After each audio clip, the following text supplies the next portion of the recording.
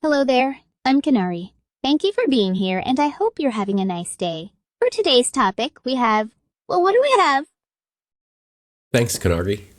Because I played the open beta for the 2 weekends that it was on, I wanted to go through this Blizzard posting on the feedback that they got and the changes they'll be doing when they publish the game, basically on June. I did send my feedback, but it wasn't as extensive as somebody else. I'm sure definitely. I only spent like maybe actually Blizzard sent an email on the times we actually spent playing the game and all of the stats. Basically, I actually spent 38 hours playing the during that weekend. It was a very good time. I did have fun with it. It was just because it was just during that open beta, you're rushing things basically. So I was only able to really max out on the necro and the sorcerers basically, and I did get to play the rogue. I did also, I believe, build a druid, but I didn't really play much. Like kind of just was playing around the characters. But in the end, anyways, I'll pretty much be playing the sorc, the rogue, and the necro as my characters to finish the actual game. Anyways, so looks like the Diablo team did some changes. So this was posted just a couple of days ago, April 14th. So you know what? Let's check out what they got and maybe check out their Twitter posting, something like that, because I'm following this game because I did have fun with it. First of all, I don't play that many games just because of time. You got work, you got other hobbies too, and gaming is just it's a fun part of my life, but I don't have that much time playing it, so I kind of choose the games I play and squeeze it in when I can. So again, the good thing with the Diablo 4 is I'll probably won't even wait for God of War Ragnarok to get to the PC, right? For the PC version. So I was planning to actually finish the Valkyries on God of War and then finish the end boss. It might take them years to put it on the PC again. So the good thing with the PC games that's coming and like games like Diablo 4 is even if it comes out at the same time as Diablo 4, I'll probably be playing Diablo 4 because I got into it already, and I did have fun during the beta weekends. I even have friends who did play on the beta weekend, and they did have fun. And one of them likes might even get me to do PvP because I've never done a PvP before, but it looks like this one will have it. But I'm more on this game for the gameplay and the cinematic and the storyline and the lore too. So let's check out what they did already. So here, posted this on April 14th. So let's see. So they were checking out basically the Diablo 4 forums. I went there a couple of times, but I don't think I believe I created an account there. I'm just reading stuff for basic information. And then they have Reddit and Discord, which I didn't join. The feedback that I actually sent them was through the during the gameplay. There was like I think report bug or something. So every time I encountered a bug, I'll report it, and also anything that I encountered that's weird or odd, I'll report it to them. So I don't really have a whole list because it was very random. There were a couple times I got kicked out, reported that to them. There were times where my FPS when I was recording the video, it was just dropping bad. So that piece I reported, and there were just some whatever I noticed I reported, but I didn't really have any input really because I just the last ARPG that I played was Diablo 2, and I totally even forgot about it already. Right, that was like years ago. So basically, I just reported stuff that I noticed. Game launches on June 6th. So it looks like I'm going back to the Diablo universe. If you're watching this, probably are going back or already in that Diablo universe, right? So dungeon layout. Okay, so this backtracking piece, I didn't really have that much issue with that. I mean, it's good that they're doing a lot to fix it. And then generally, when I'm done with a dungeon, if I don't have to go out of the dungeon, I think you could actually go out by going like clicking the doorway once you kill the boss or you've done the main task. And then sometimes if after going to a dungeon, I'll actually just teleport back to town or to where it's closer to where I'm going anyways. So it wasn't really an issue for me, but it's good to reduce the backtracking because, if people get lost, it'll be they'll get pissed wasting time going back to the exit. But I know it was not really, you just, need to know how to get out or exit it properly. I'm sure they'll fix this, so that's good. So layout updates, yeah, the dungeon, even though the layouts are pretty much the same for me, the graphics was pretty nice too on different dungeons. So it wasn't really an issue for me. And remember, I didn't play it that many hours on it. So if you were playing like you were farming, or what do you call that? Getting points or doing multiple or repeating dungeons all the time, you'll probably really get bored of the layout. But yeah, that wasn't the case for me because I wasn't doing that, right? I'll go to a dungeon, hit it. I probably won't come back to. Actually, I don't think I ever repeated a dungeon, or maybe if I repeated one, probably just once or twice, maybe. But yeah, it wasn't an issue, especially if I wasn't really, trying to go back and forth to try and farm or get XPs for a certain dungeon. So layout updates for all of these: Caldera Gate, Defiled Catacombs. So that's good. I mean, updates are good, and different objectives are good. Okay.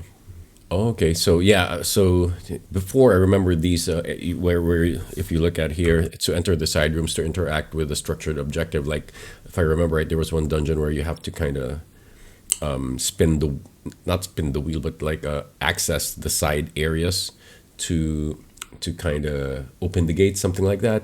So I guess this is one of those, or you need to go to the side areas. But yeah, it's good that it'll make it, in the center, like it'll be easier basically to kind of reach the path, do the objectives, and get out or fight the boss, and or get defeated or defeat the boss, and then it's good for the structure, and it'll make it kind of easier for players really to not get lost. So the chance for an event to spawn inside the dungeon has increased from 10 to 60. So chance of an event, so it means there's more chance to get like something big or some kind of a treasure then, if that's the case.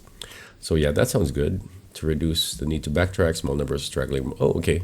So this is pretty good. I don't think I ever had a problem trying to kill all the monsters when that was the objective. But imagine if, let's say, you thought you cleared a room and then you left maybe a skeleton or some kind of, those creatures that'll kind of pop up from the ground type thing. Then imagine if you have to try and find them in a big dungeon, right? So that's going to be a headache. So this is actually good. So they will actually seek the player out, which is great. So you don't, that's very helpful. So then here, when Animus is gathered, the players and nearby allies will gain 10 resource, reduce all active cooldowns by 1 second. I didn't go to dungeons with a team or a group, so it probably won't impact me in a way. Oh, well, I mean, it'll impact the player, that's right. So I'll gain 10 resources and reduce all active cooldowns by 1 second. So yeah, that's good. But it's more of a group thing too, I think, if going to, to a dungeon, you'll be in a group or in a team. So, or a clan, right? So depositing Animus channel time was reduced from 3 to 0 seconds. Oh, okay. The time to rescue was reduced from 3 to 1.5 seconds. Basically, they're reducing the time to kind of complete the stuff. Basically, a lot of these dungeon updates looks like they're gonna make things faster and easier in a way. I mean, easier where, like while carrying the ancient statue, like for the dungeons, right? Sometimes you'll have to like get a piece, a stone or something, and then put it on the on a pedestal, something like that. They're making it quick. So when you're carrying a statue, a stone, mechanical box, or stone carving, you'll receive a momentum bonus granting a 25% more move speed. So you increase your move speed to you and your allies. So basically, it won't be like it won't be like a tedious task. So once you get it, rather you could quickly finish a task. Because if I remember right, when going through the dungeons, right, you'll be getting the stuff from one end, then going to the other end, getting the object, and then putting it on a certain area or location. And then yeah, this will really help to, to if you're gonna hit all of the dungeons or a lot of the dungeons, or even if you're gonna maybe repeat the dungeon, it'll make that process easier. But hopefully, yeah, the enemies hopefully they'll still be at a certain level where it won't make it totally easy, because that'll be boring, right? It's like you're just going there and just wiping them all out. That'll kind of be boring.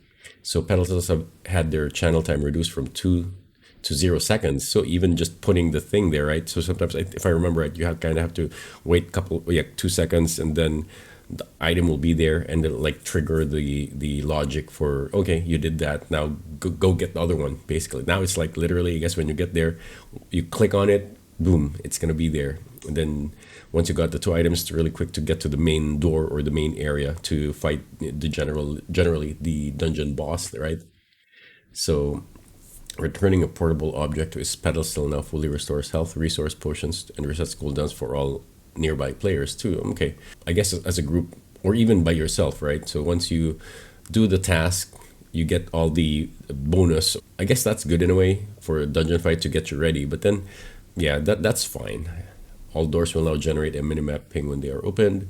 So I guess this will kind of tell you at least where you've been or what you've already opened, so you don't go back to it, which will help. So that's actually pretty good.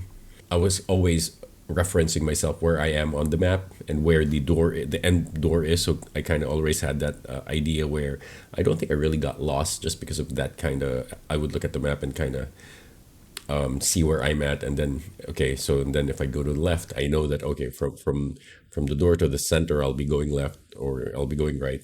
So but this would definitely help. So you kind of already know where, when you open a door, you kind of already know that you've been there or if you need to go back there, basically. All structure objectives in the dungeon now have additional combat mechanics players must overcome. Okay, so we'll find out what that is, I guess. While our dungeons offer a variety of objectives to complete, player feedback stated that the action of completing each objective felt tedious. We hope that providing bonuses such as the increase. Okay, so I see. So they want to make it for the players, right? So I didn't really feel this way in a way because I didn't hit all of the dungeons. I hit some. I finished the game basically. I finished the whole whatever was available during the beta, right? So I finished it, and that was kind of my objective. So it wasn't like get my characters as far and as fast as it can.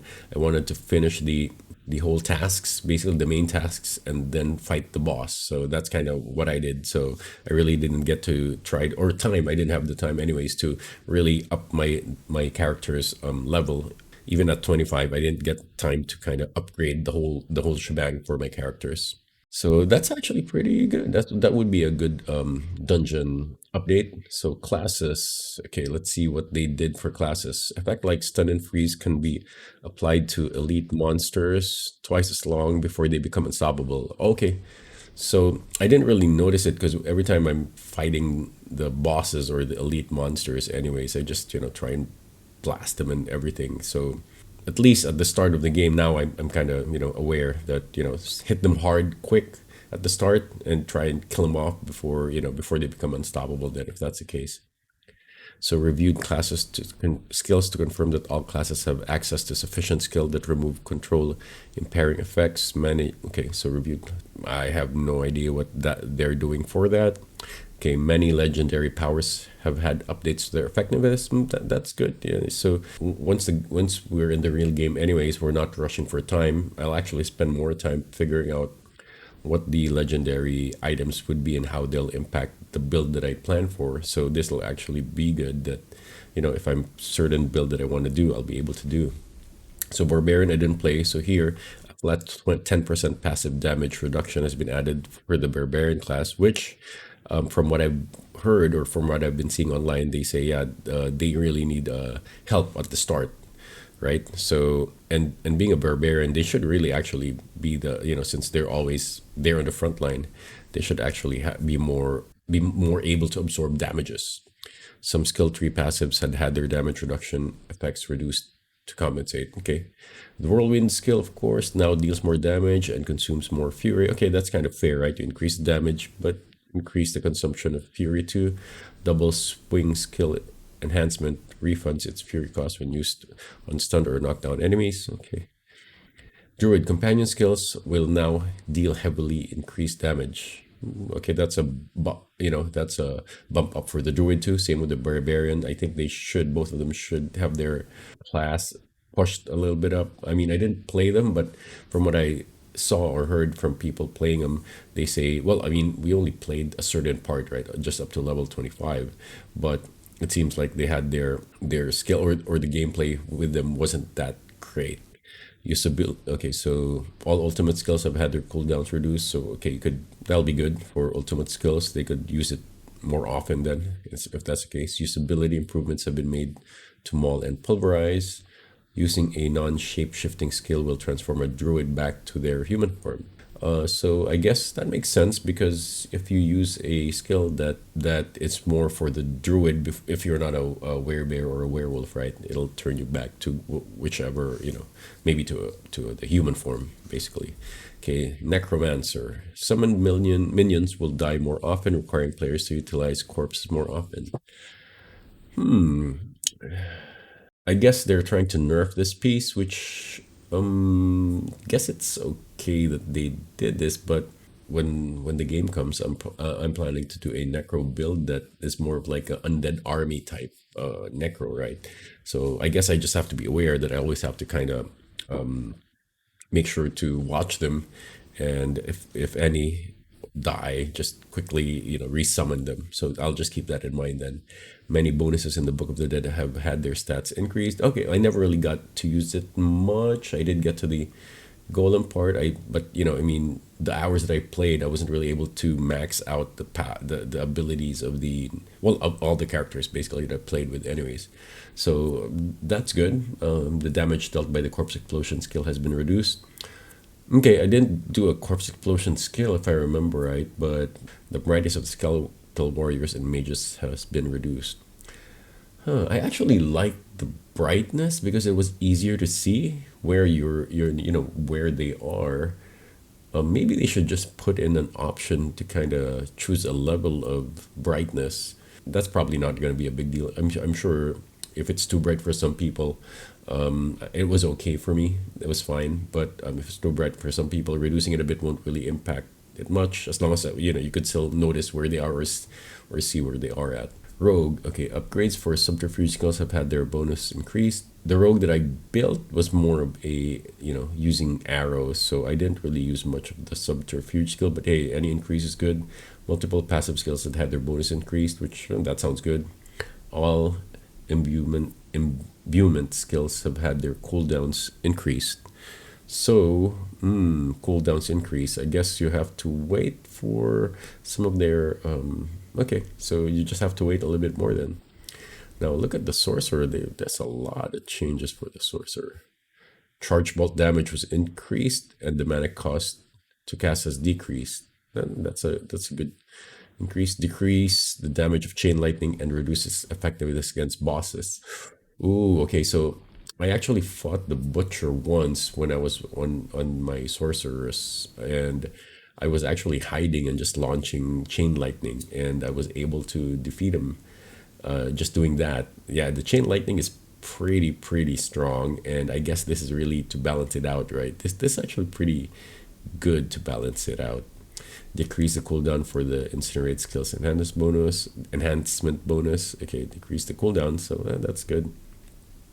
Firewalls will now spawn underneath enemies more frequently when using its enhancement bonus. Okay, that's good, because I did the sorcerers. I started with lightning and ice initially, but then I saw the Hydra, and I like playing the graph. I like looking at the stuff. I like nice graphics, so I went lightning and fire just to develop that piece.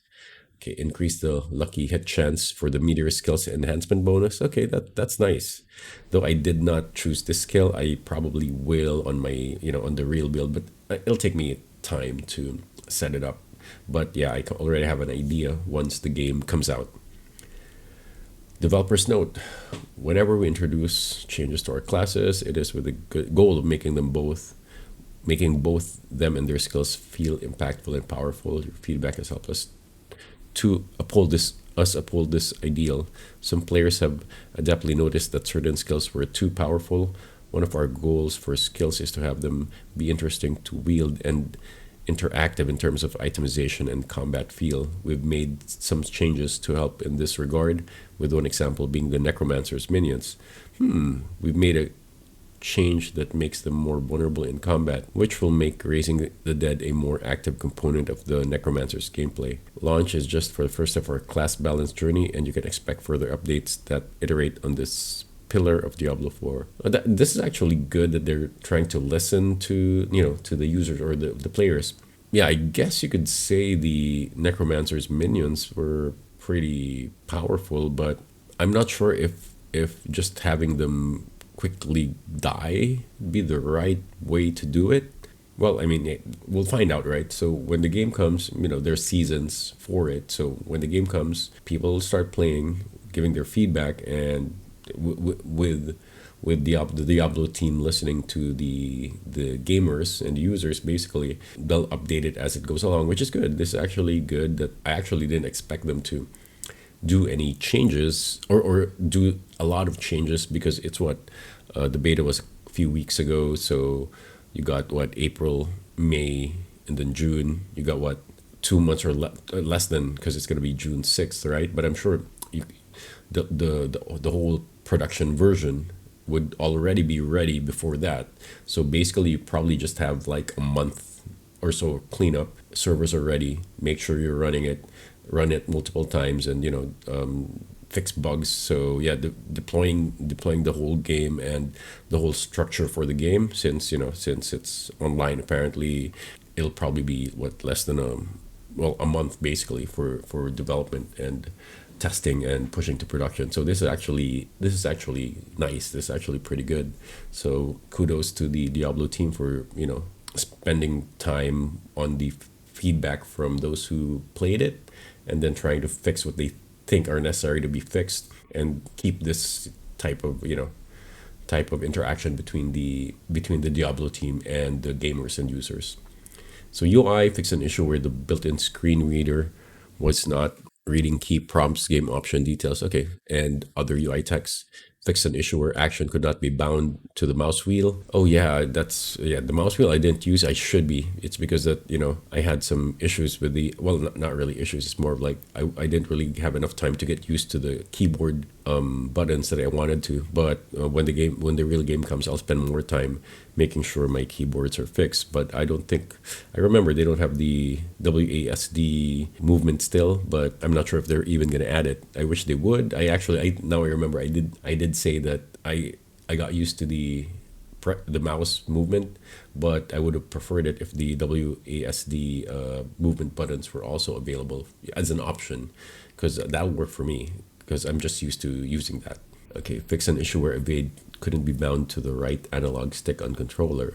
Okay, that's good. Chat will now display on the left side of the screen when using the center action bar configuration. Chat, okay, yeah. There's a lot of times that's why I need when you're playing it, or if you're playing it, and the keys are important, because there were times that I thought I was pressing something, but I was on the chat window. I pressed whatever chat button was there, and I was messing up, and I died a couple of times just because of silly things like that. Which that's just how it is. And character stats will be displayed by default when player clicks the materials and stats button with their inventory. The move and interact inputs can now be mapped to one button, while the primary attack input is mapped to a secondary button. Okay, that's pretty good, because I remember the primary attack, move, and interact is in one button, but if you split them out, now they're going to be all separate. So you from one button, it'll be like three button then, if that's the case, if I remember right, because I kind of was playing around with it, but I didn't really like I said, I didn't have that much enough time to really get my controls to be comfortable on the controls I was setting. So when the game comes, that's one of the big things I'll have to do. The sans serif font used in game has been replaced with a new serif font. The fonts was not an issue to me. I could read them okay, so hey, whatever. But if it's a better font, then hey, that's good. Encounters fixed multiple issues that allowed bosses like the Butcher to become unresponsive. I wish when I was encountering the Butcher, he was unresponsive. Just kidding. Actually, yeah, that's good. Those are bugs right there. If they're not being responsive, the bosses are. I mean, so the Butcher has been reevaluated for difficulty and will present a greater challenge in World Tiers 3 and 4. Okay, this is interesting because yeah, the Butcher, when I just fought it once throughout the game when I was playing it, with all the characters I played, and yeah, I was on luckily for me, I was on my sorceress then, and I was just launching chain lightning and then hiding, basically just chain lightning, hiding, and then using my other stuff. I think I'm not even sure if I had the Hydra by that time, because I think it was fairly early on my build, or in the game, that I encountered the Butcher. And yeah, so I was hiding and well, using whatever I could anyways, and just hiding and launching the chain lightning. Okay, bosses such as Chort, Malnock, Bernard, and others were reevaluated for melee character difficulty, resulting in changes to attacks and fight mechanics. So I'm guessing this will make them. I'm not sure because I didn't have any melee character, right? So I didn't use the Barbarian. So it might be, yeah. So it might be for the benefit of those two characters. Fix an issue where vampire brutes using the shadow enhancement effects would chain cast impale. Okay, so well, it's fixed. So hopefully that'll be better. I didn't notice that specific piece anyways. Increase the chance for a dungeon event to occur in cellars. So cellars, they're like a room, right? So it's like super duper mini dungeon.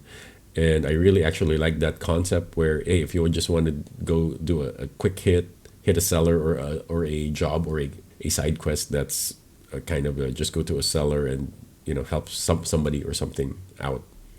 So seller will now consistently reward a chest upon completion. So, oh, this is good. So initially, when I was thinking, like, if you don't have time to go to a dungeon, just hit sellers. That's what I was actually thinking, and then you'll gain something, some XP or whatever. But now with the reward chest, that is actually pretty good and pretty cool, especially for people who don't have much time. Or because there was one time I was in a dungeon, so I was rushing to complete it, and then I got, because we had to go somewhere, I actually had to stop, just exit, didn't even get to finish the dungeon, just because the task doing the dungeon, right? I underestimated the time it takes to complete the task and finish the dungeon.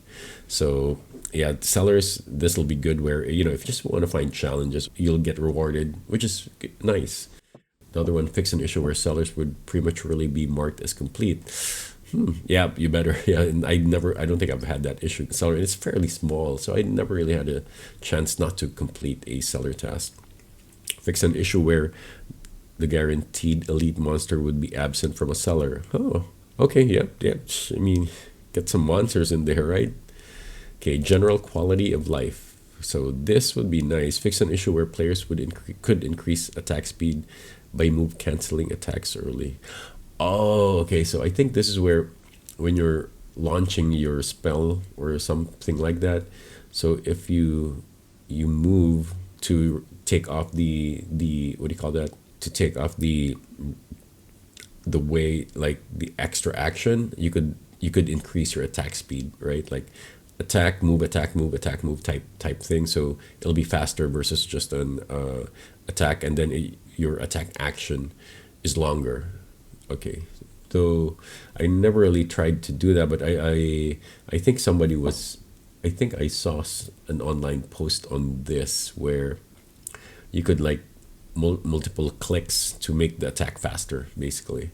So that's good. Fix an issue where characters weren't immune and untargetable after loading into an area. Oh, okay, yeah, that's important.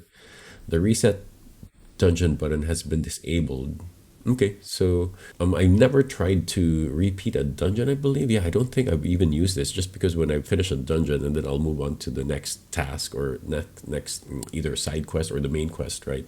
So I never really got to repeat it, but I'm guessing so it doesn't lock it up for other people, or they don't want. But yeah, if somebody wants to just play a dungeon to get some specific thing or fight a specific boss, I'm not sure why they would disable it, but let's see. While Diablo IV Sanctuary is home to over 100 dungeons, the open beta only had a subset offered in Act 1's Fractured Peaks for players to explore. And a level cap, yep, the 25, and that isn't a full representation of the experience at launch. There are many reasons to complete a variety of dungeons, including collecting powerful affixes in the Codex of Power, and players will still be able to repeat dungeons by partying up with others. Okay, so you could repeat it and having them start the dungeon. And maybe if you get out of the game and you come back, you could would it reset? I'm not sure. I guess we'll find out when the game comes. So we also wanted to make sure that resetting the dungeon wasn't a way for hardcore players to avoid death when experiencing a challenge in a dungeon. Oh, that I didn't know. I didn't know, like, if you're having a hard time, do you reset it and then the monsters, would they go down in skill or level or something, or make it their logic easier? I don't know. I'm not sure.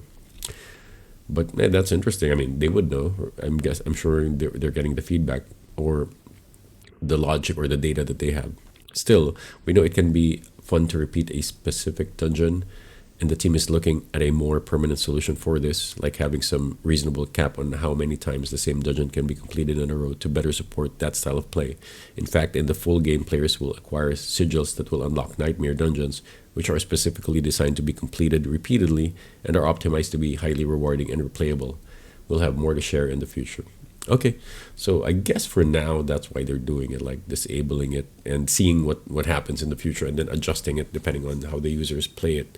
But yeah, I would think if somebody wants to keep on repeating the dungeon, yeah, just let them. And hey, if they're having fun in it, but yeah, the piece that it's very odd is if you restart it, do you get do you like here to avoid death when experiencing a challenge in a dungeon? If you restart it or reset it, does the monster change, or make it easier? Yeah, that would kind of, I guess, suck, because if the level of monsters do change, then it's not really I would have thought that the level of monsters in a dungeon would keep their aggressiveness or the whatever coding they have, right, to be hard to beat. Okay, fix an issue with the cause that caused Gale Valley and Serac Rapture to have less monsters than intended until the campaign quests in those territories were completed. Okay, that's fine. Okay, and then there is the Diablo 4 developer update live stream on April 20th. So a few days from now, 11 a.m. Pacific. So we have the game director there. You got the associate community. Oh, Adam Fletcher. So yeah, I've been following him on Twitter, and I've been reading his stuff on Twitter, accompanied by special host Riker. Oh, Riker. Yeah. So he's been in the Diablo world for a while. I mean, I just recently kind of got into it, right, with Diablo 4. I do see his videos and I do watch his videos. I'm not still too familiar with his whole background, but I think he's been in the Diablo universe for a while. So I'm guessing this will be a nice back and forth for this. So they'll have a live stream. Maybe I'll watch this. Actually, wait, 11 a.m. When is April 20? Thursday, 11 a.m. Yeah, I'll probably be at work, so I can't watch it. I'll probably watch the post then. And yeah, that's it. That's this is basically from Blizzard news. And then you know what? Let's check out their Twitter, because they got some cool Twitter stuff too. Might as well end it with their Twitter entries. Okay, so 6/6. So yep. Oh, early access June 2, and then the actual launch day is June 6. So you got this is this in Seattle where they had the Diablo ink thing going on there. That's pretty cool. Whoa, this is actually, yeah, that's pretty nice. And then Lilith, of course. Halloween, you think it'll be Lilith and the whole Diablo thing could blow up?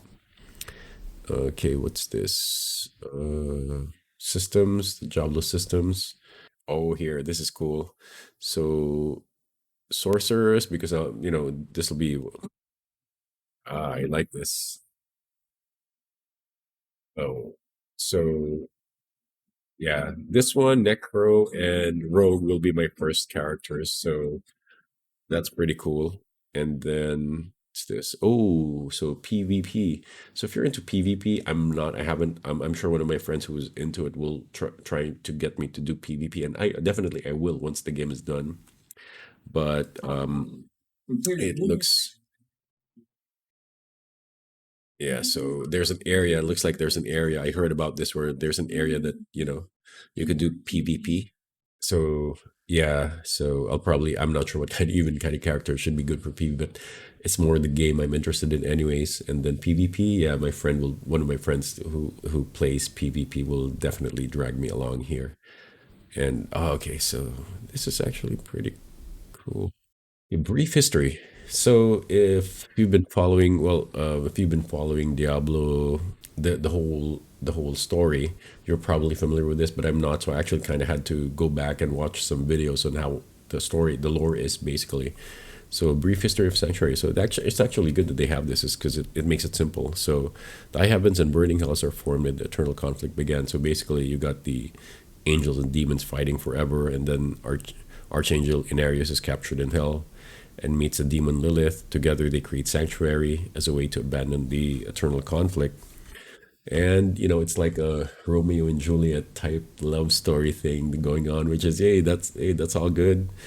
The descendants of their powerful offspring, the Nephilim, will eventually become humanity. That's why we got these special powers inside of us, the players, or the people in Sanctuary, right? Because pretty much we're the offsprings. Okay, so the lesser evil banished the prime evils to Sanctuary in the dark exile, and then Horadrim were formed to contain the prime evils in the was it the stone, if I remember, or basically just to contain them. So a small town of Tristan is founded where the Horadrim imprisoned Diablo. Okay, so this is actually, I did not play the first Diablo. During this time, I was more into first person shooters and RTS games, I believe. Though I am familiar with the Diablo first. It's Diablo second that I did play, and I actually totally forgot about it because it's been a while, right? So it's been a while ago, so I did forget about it. And then I only got back to the Diablo universe, not because of the other ones, but because of the fourth, because of the open beta, and I played it. So Hunt for the World Stone Shards began in Diablo Immortal. Diablo Immortal, when I heard about it initially, and they say it was more of a phone game, I was like, nah, I don't want to be, I don't like pay to play, pay to win. So when they say it was gonna be a phone, it's probably one of those things where you buy stuff and then you play with it, and then you get points and you use that for your XP, right? So I kind of didn't like those kinds of games anyway. So it might be successful, right? I mean, it's still running, but yeah, I didn't even try to play it basically. And then you have Diablo consumes the essence of the Lords of Hell and becomes a prime evil. After a failed attack on the High Heavens, he is slain in Diablo 3. So this is the piece where, yeah, I didn't play Diablo 3 too, but when playing Diablo 4, I actually had to kind of learn what's happening. Didn't play this.